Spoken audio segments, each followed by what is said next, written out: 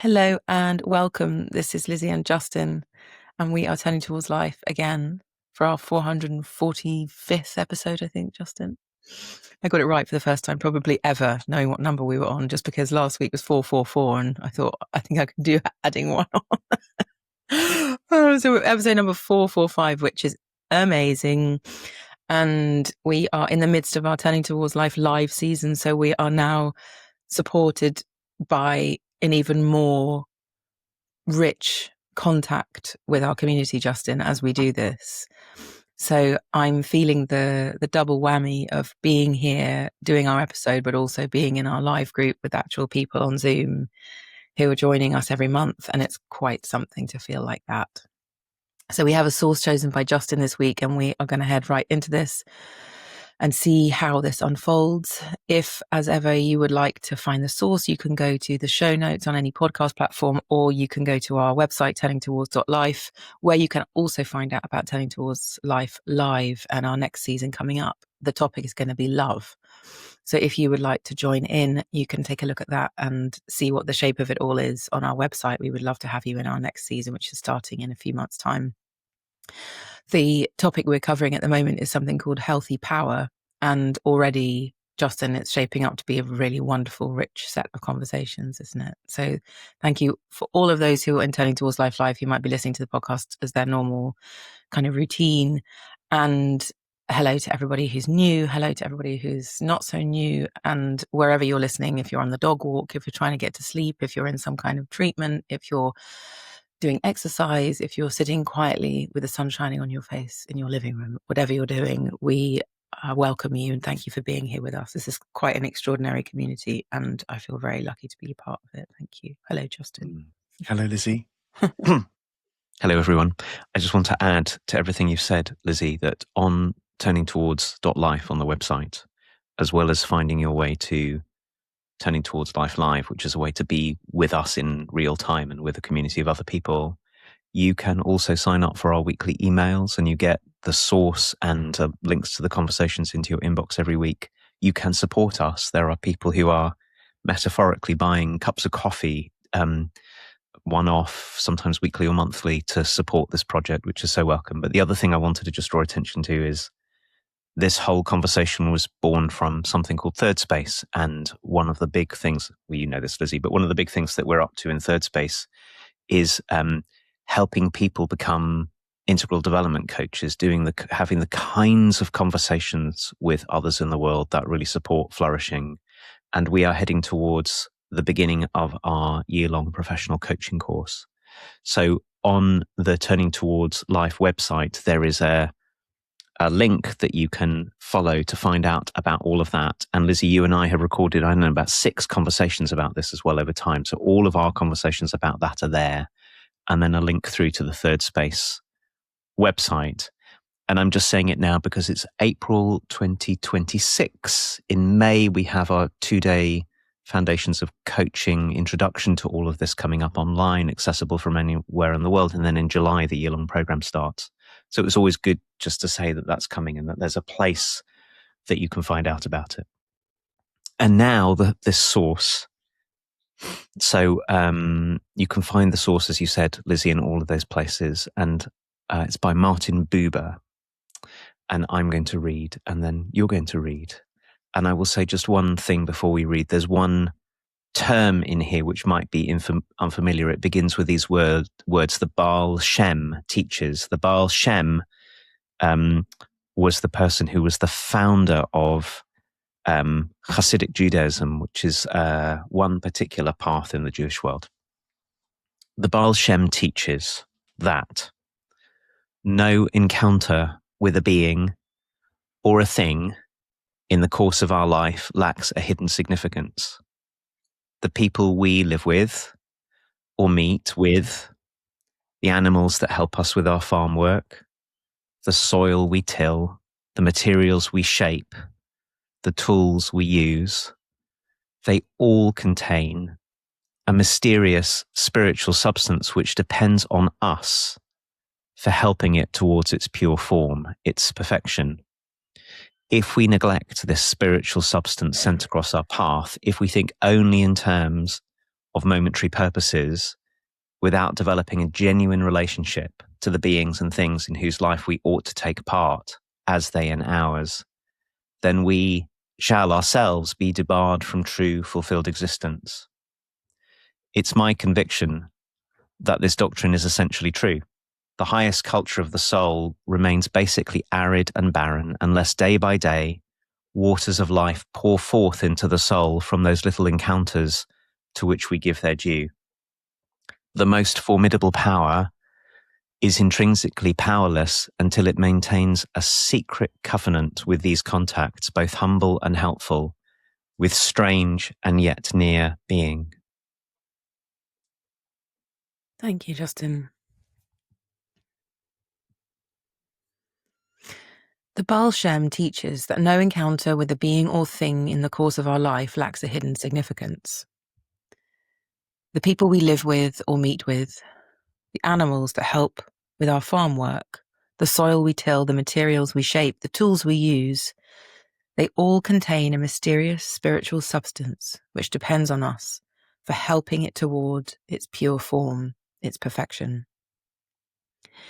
If we neglect this spiritual substance sent across our path, if we think only in terms of momentary purposes, without developing a genuine relationship to the beings and things in whose life we ought to take part, as they in ours, then we shall ourselves be debarred from true fulfilled existence.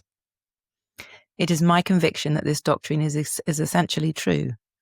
The highest culture of the soul remains basically arid and barren unless day by day waters of life pour forth into the soul from those little encounters to which we give their due. The most formidable power is intrinsically powerlessness unless it maintains a secret covenant with these contacts, both humble and helpful, with strange and yet near being. One of the things that I've been sitting with this one for a long time, Lizzie. It's been in my list of sources I wanted to bring. And I partly found my way to it because of what it says about power, and we're in this conversation about healthy power in turning towards life. So it's it's on my radar. I feel sensitive to it. But the other way into it for me is you and I, through these years of having this conversation, have talked about many, many times about the ordinary and the mundane, about what it is to wash the dishes or stack the dishwasher. In fact, I think that's the domain of human life that we've come back to most often, because it's so full of significance and sometimes conflict. And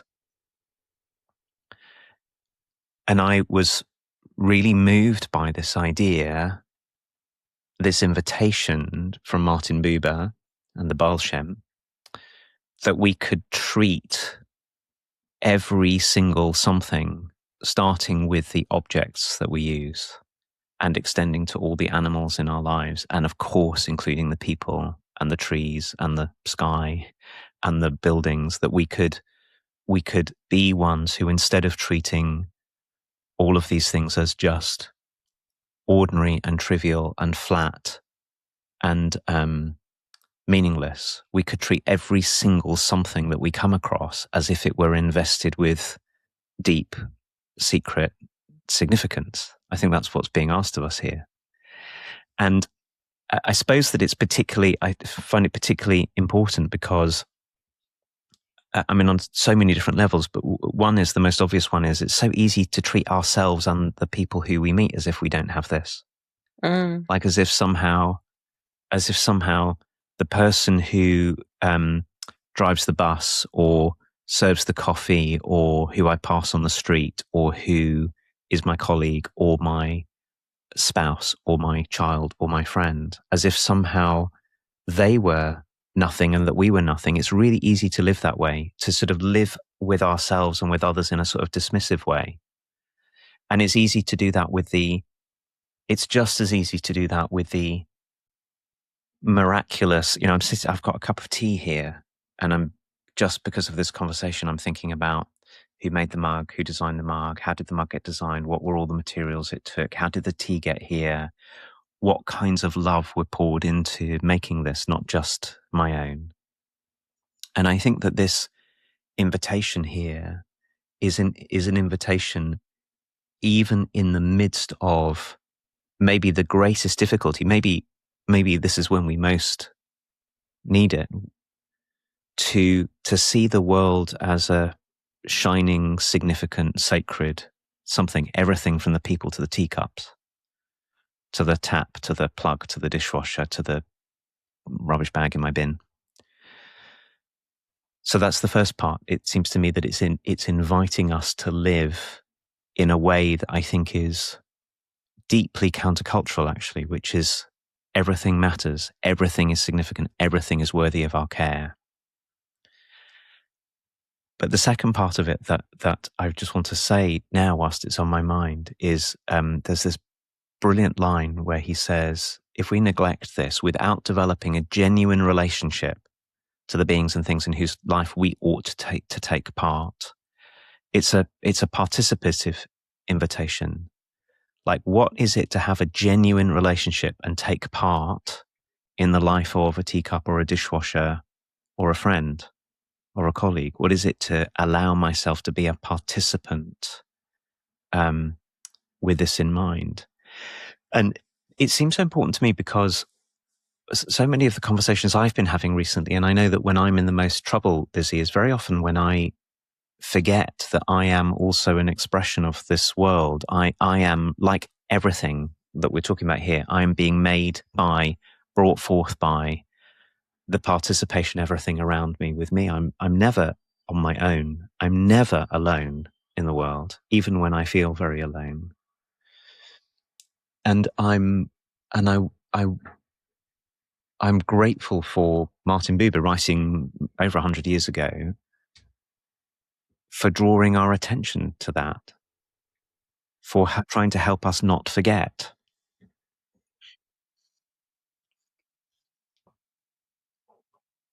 It's really wonderful, Justin, for me to feel into this thing that you're saying, that there is a way we can be in relationship to everything. And that's one of our powers, is that we can be in relationship in ways that we intend, in ways that feel, that one of the words in here is a fulfilled existence. Like, what a question to live with. What is it? How might I be in relationship? How am I in relationship that has me feel fulfilled versus a relationship that made me kind of leave me feeling empty or detached or like a consumer or something, like I'm using everything, but I'm not being filled up by it. I was just thinking, we're doing lots of gardening in our house at the moment. I mean, we've got the tiniest set of flower beds. I'm not sure I could call it gardening, but we're planting tomatoes and a couple of pumpkins. And there's a way I could be really utilitarian about that, like, well, we're going to plant this and then it's going to make some food and then we're going to eat it. I can feel, though, that there's magic in it. Every time I plant a seed and something happens, I literally have pure disbelief that something happened from this set of brown stuff and a seed. And it's literally the most miraculous thing to watch a little seed come forth and sprout, and then actual tomatoes, when they come in the summer. I don't know. I don't know what to do with myself, and how exciting it is that there's a fruit that's been born out of this tiny seed that we planted. And there's all kinds of ways that we could relate to everything. That could be really boring. It could be really boring doing the tomatoes and the thing. It's quite a lot of work. I had to build a frame with sticks, but it's the way I can be in relationship with it, and to give those sticks significance, and to give the little ties significance, and to allow the soil to have its significance. And what I love about this is it doesn't use the word, I don't think it uses the word meaning anywhere, but it allows it to be significant. But there's a mystery to significance, because maybe I could articulate its significance, but even if I can't, that it is significant feels like a big thing. To treat something as significant, even when I don't know it, for its significance yet, but to know that it is significant. And I don't have to make meaning of it, but I could treat it sacredly. I could treat it like a piece of life that deserves my tender, attentive, reflective holding. And I could see everything as the process that it is, rather than the thing that gives me what I want or the thing that does the job that I need doing, even though those things maybe really matter. That doesn't feel to me like it's going to fill my heart and existence up with the voluptuousness of life and the richness that's available. And to feel into a tree or the soil or you or my glasses. I mean, my glasses get a lot of mistreatment because I use them every day. And in this moment, I'm feeling a bit apologetic to my glasses because they get kind of thrown around and told off all the time for being lost and all those things. But they're really significant. They help me see.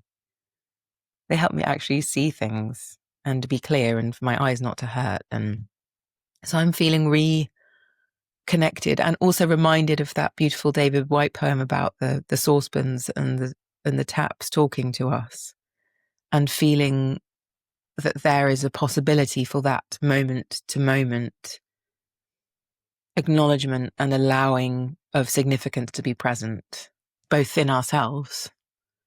I was listening to Ray yesterday, Justin, who you now know, the wonderful Ray, a recording artist and writer and composer and everything. And she has this beautiful song called Joy, which I would recommend everybody needs to whack up loud on the hi-fi and listen to. It's so beautiful. But in there's a repeated line that says, I am somebody.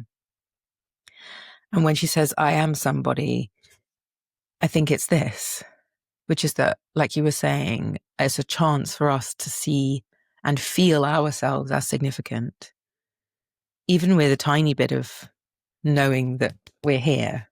That is true. I am somebody. And yet, so much of our inner worlds could tell us that we aren't, that we're not somebody, that we're not significant.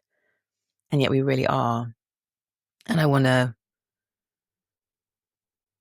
I guess, name this feeling of connectedness that I'm in as we're having the conversation, to feeling into even though I probably know myself like 0.1% in real terms of the vastness of me, as long as I can say I'm significant, I open the pathways to knowing myself, because I'm worth looking at and I'm worth studying and I'm worth being with to find out more.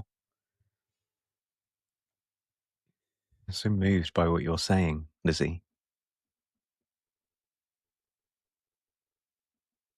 I was really touched by this word significance that you brought up, and it struck me that maybe this is what Martin Buber is writing about here, is that it's one of the great possibilities of being a human. It's one of our great, I was going to say talents, maybe that's true, but it's also something intrinsic to our way of being, is significance. That we are able to uncover, to discover, to find our way to the significance of what is around us because things matter to us, because we care. Because essentially to be human is to care. And I don't mean that just in the sort of soft, lovely way of caring. I mean in this way of mattering.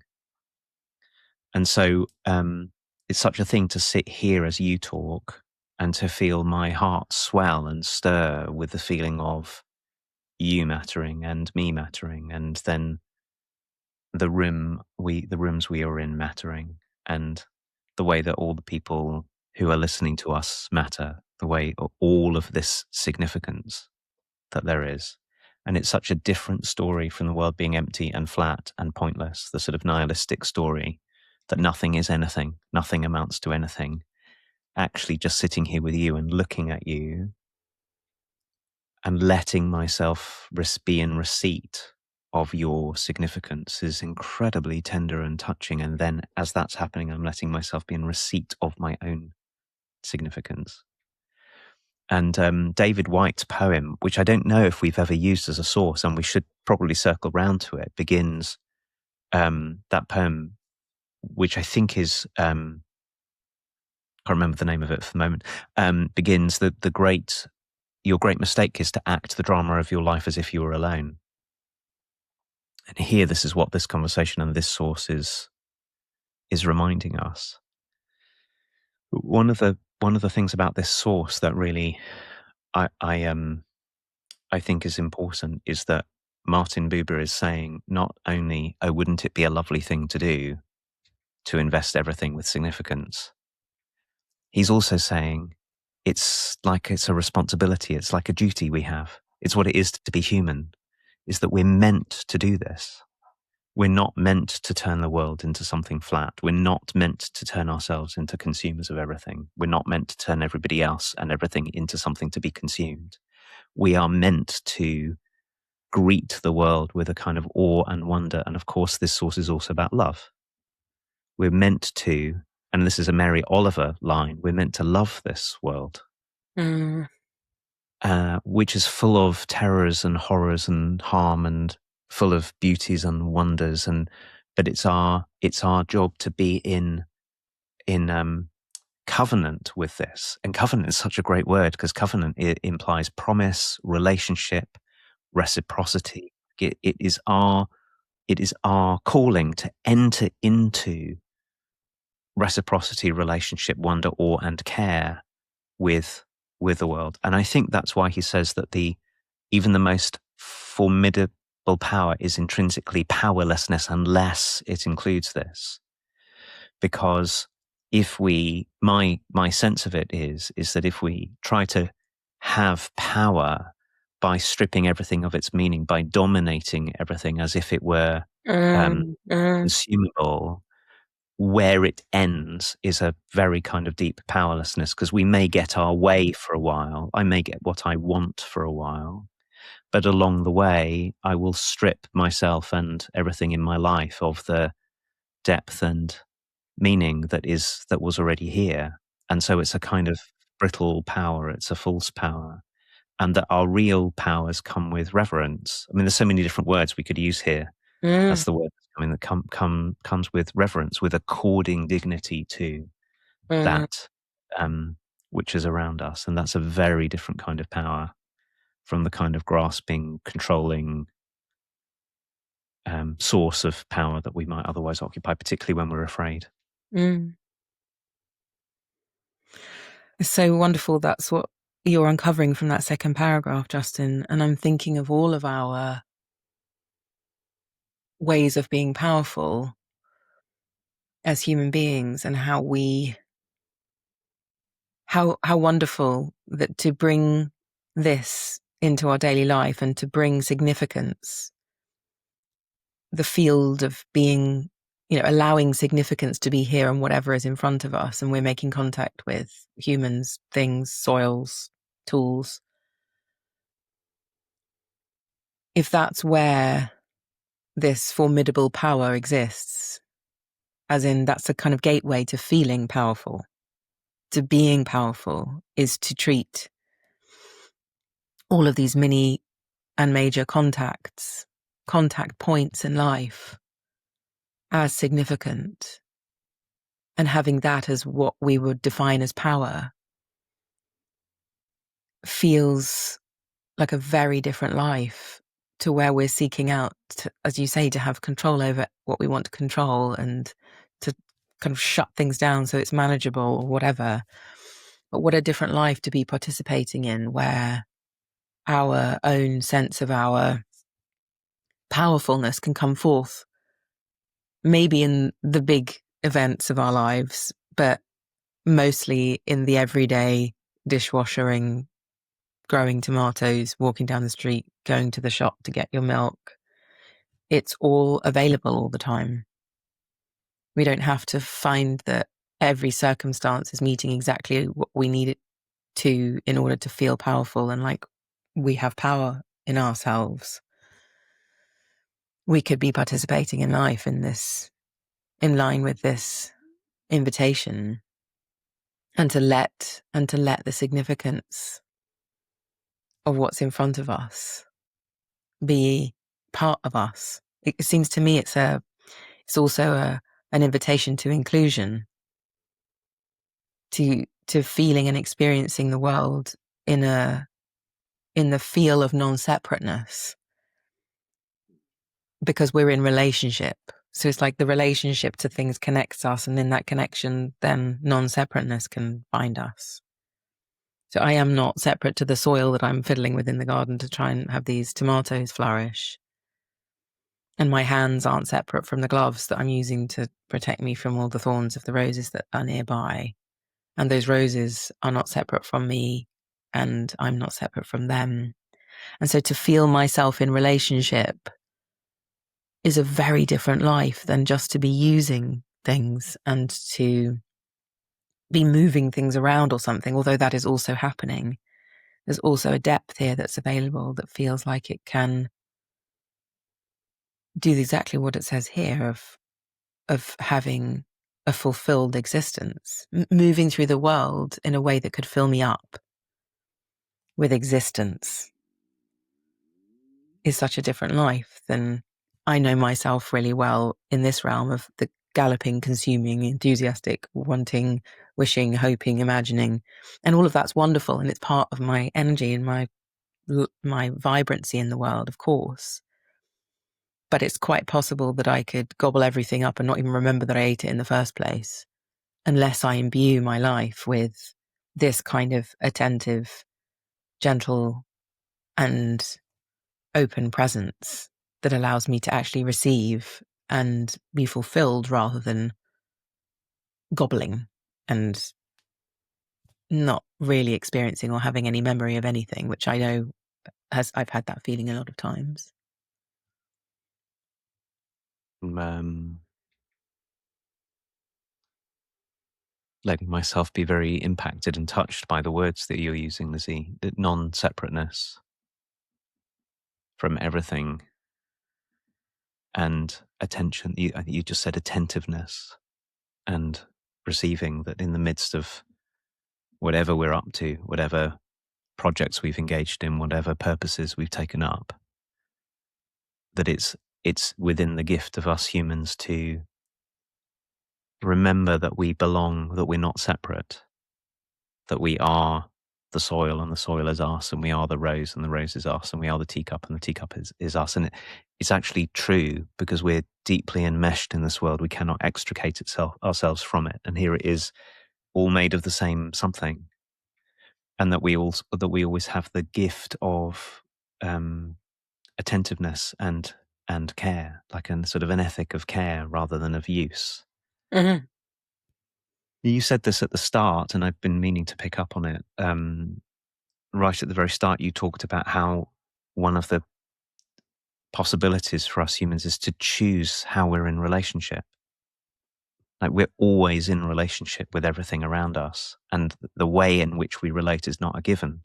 We make it by how we live, by how we direct our attention, by what we pay attention to, by the way in which we allow ourselves to receive from what came before us and what's here. They are all made by us.